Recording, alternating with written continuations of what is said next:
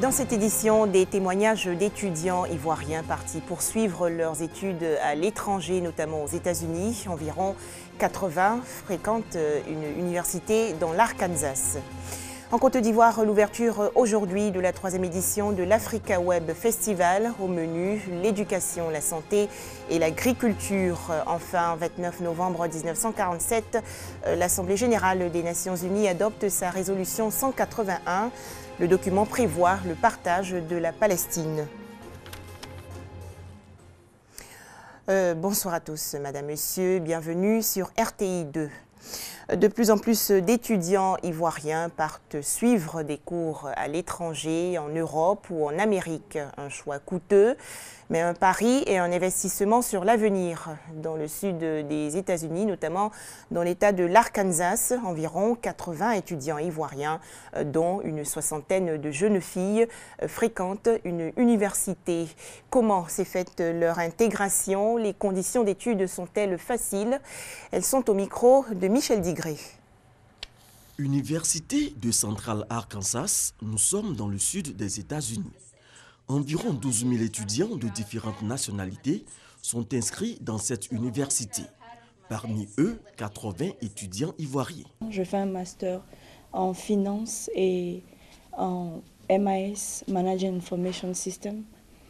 J'aime beaucoup l'école parce qu'il nous aide vraiment à bien comprendre et l'administration est vraiment un grand soutien pour nous. Ici, ces étudiants peuvent compter sur un encadrement efficient du personnel administratif. Quand nous avons besoin de academic advising, c'est-à-dire de conseils par rapport à nos cours, par rapport à nos choix de filières, de carrière, ils sont vraiment là pour nous. Et souvent aussi par rapport à nos moyennes, voir les matières dans lesquelles nous excellons, ils nous aident à faire ces choix-là et puis à avoir de bons médias pour être vraiment pointus sur le marché du travail. Parmi les étudiants ivoiriens de Central Arkansas, l'on dénombre une soixantaine de filles qui excellent dans leurs filières respectives. Ce sont de bons étudiants qui s'impliquent dans les différents projets et ça nous permet d'avancer.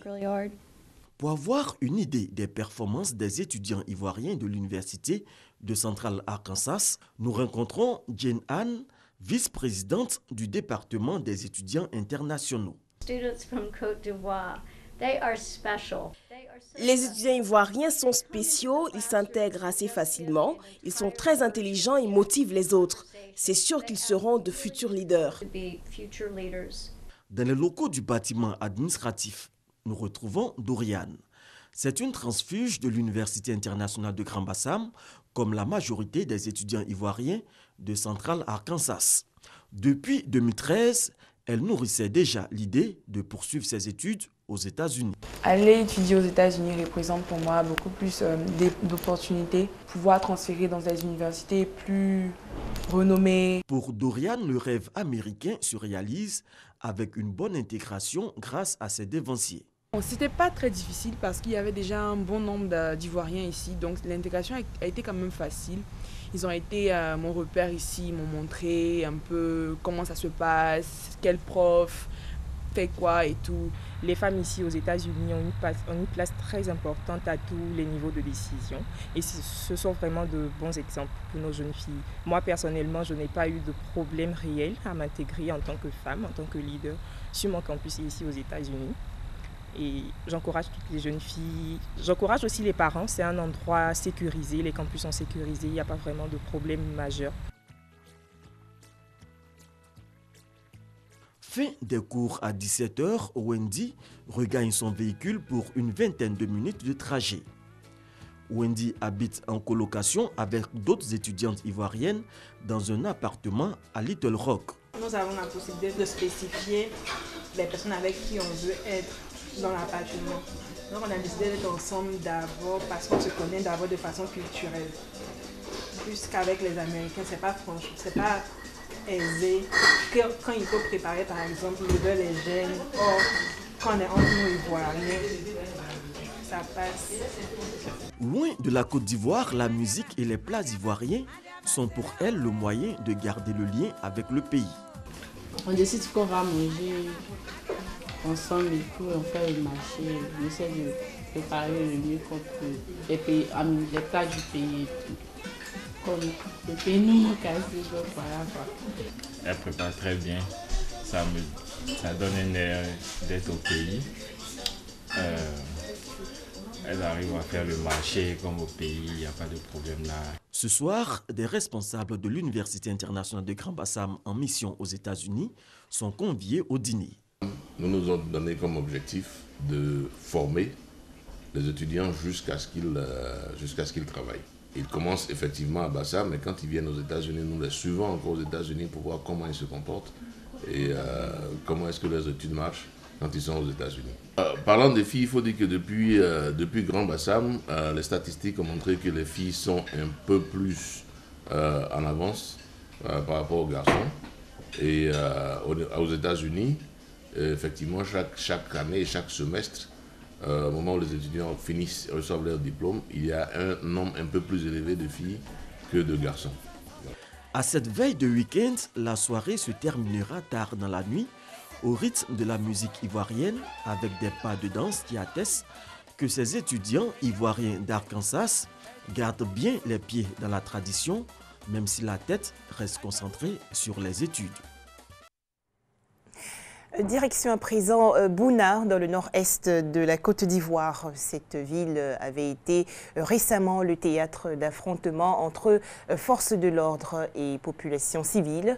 Et aujourd'hui, pour promouvoir la paix et la cohésion dans la localité, le Conseil national de sécurité va créer un cadre d'échange entre les principaux acteurs de cette crise. L'Africa Web Festival s'est ouvert aujourd'hui dans la commune de Cocody. Troisième édition en présence du ministre de l'Éducation nationale, Kandia Camara, et de son homologue de l'économie numérique, Bruno Koné. À noter que ce rendez-vous 2016 va offrir un focus sur l'éducation, la santé et l'agriculture. On fait le point avec Issa Yeo. La troisième édition d'Africa Web Festival ouverte. Vitrine régionale, continentale et internationale du numérique, Africa Web Festival est depuis 2014 un événement de promotion et d'émulation des technologies, de l'information et de la communication en Afrique francophone.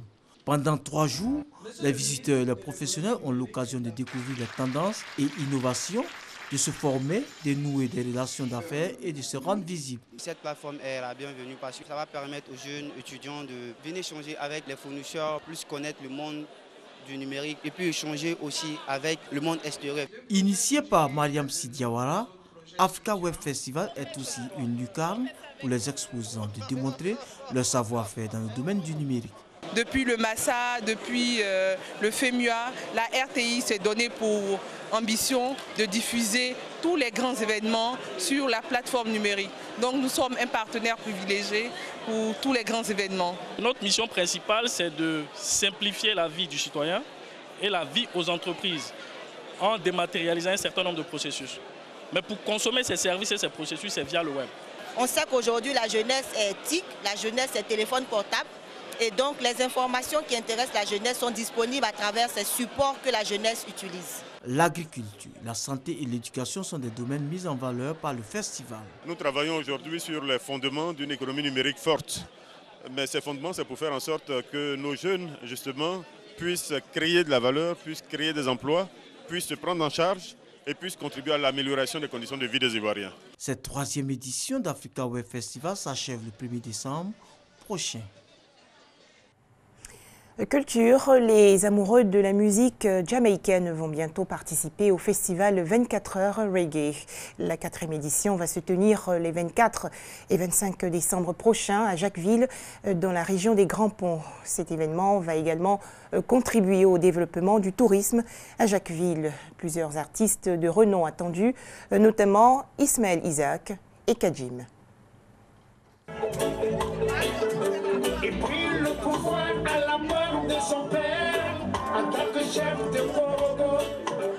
Le reggae a l'honneur à Jacquesville.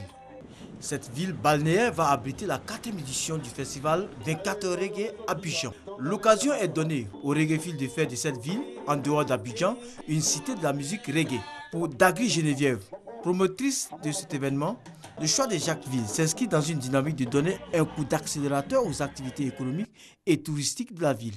Le maire Joachim Begré, pour sa part, exprime sa joie et celle de ses populations d'accueillir cette édition de ce festival dont le thème est consacré à l'intégration africaine.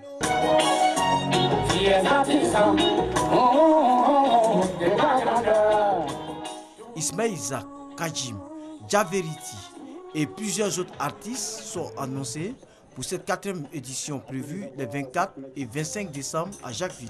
Outre le volet artistique, le festival sera meublé par des séances de vaccination, la distribution de kits scolaires et l'organisation d'un arbre de Noël pour les enfants.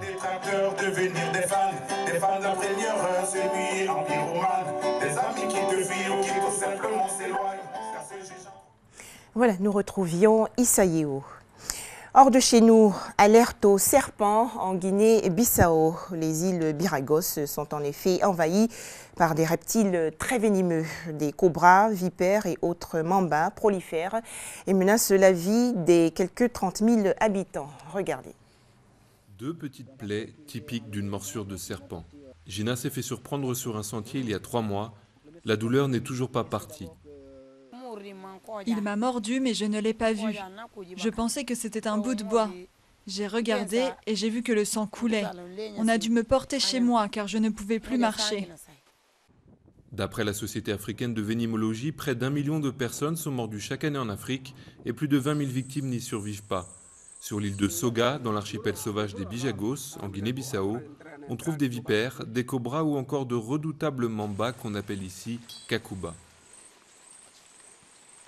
J'ai connu des gens mordus par des serpents qui en sont morts. Les kakubas sont les plus venimeux. Le plus souvent, quand ils te mordent, tu ne survis pas. Ils sont souvent dans les arbres et les feuilles de palmier. Dans cet archipel où l'on circule en pirogue, seule l'île de Boubac dispose d'un hôpital. En cas de problème grave, il faut compter plus de 5 heures pour rejoindre par la mer la capitale, Bissau. Les victimes ont donc souvent recours aux guérisseurs, à défaut d'autres choix. Les victimes vont souvent sur l'île de Formosa, qui est réputée pour ses guérisseurs. On fait tremper des racines dans de l'eau, puis on leur fait boire le breuvage. Faute de demande, des groupes pharmaceutiques ont arrêté la production de certains sérums, provoquant une hausse des prix et rendant ces traitements inabordables pour les plus démunis. L'OMS espère aujourd'hui susciter l'intérêt de nouveaux laboratoires pour le marché africain, dont le potentiel s'estime à 40 millions d'euros. 3 jours de deuil national décrétés par les autorités brésiliennes et colombiennes après le crash d'un avion survenu hier en Colombie. Le bilan officiel fait état de 76 morts et 6 rescapés.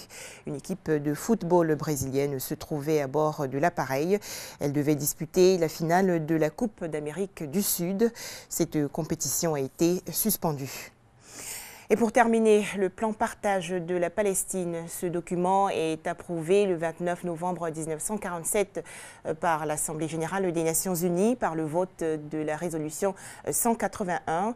Ce plan partage prévoit la partition de la Palestine en 3 entités avec la création d'un État juif, d'un État arabe, Jérusalem et sa proche banlieue placés sous contrôle international. Les explications de Franck Quadio. Le 29 novembre 1947, les Nations unies votent la partition de la Palestine contre l'avis des populations arabes en 3 entités. Création d'un État juif et d'un État arabe à Jérusalem et sa proche banlieue placée sous contrôle international. Pourquoi ? Pour la simple raison qu'à la fin de la Deuxième Guerre mondiale, les Anglais qui géraient le pays, n'ayant pas trouvé de solution pour arbitrer les conflits entre la communauté juive et arabe, soumettront la question aux Nations unies. La résolution 181 et autres résolutions afférentes ne résoudront pas le problème, encore conflictuel aujourd'hui. Revenons sur le plan de partage.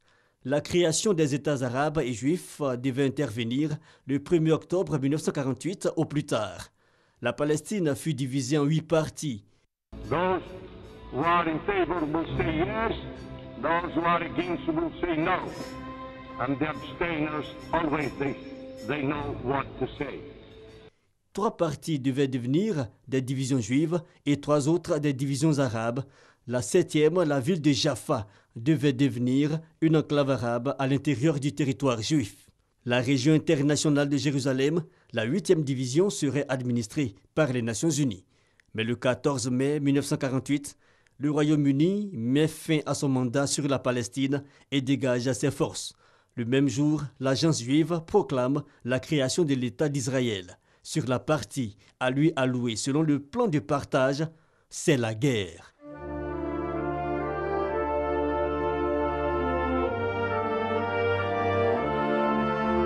Le lendemain, des troupes arabes viendront au secours des Arabes palestiniens. Le conflit s'enlise et va de rebondissement en rebondissement jusqu'au 11 mai 1949. Israël devient membre de l'Organisation des Nations Unies, ONU. Je vous souhaite une très belle soirée sur RTI2.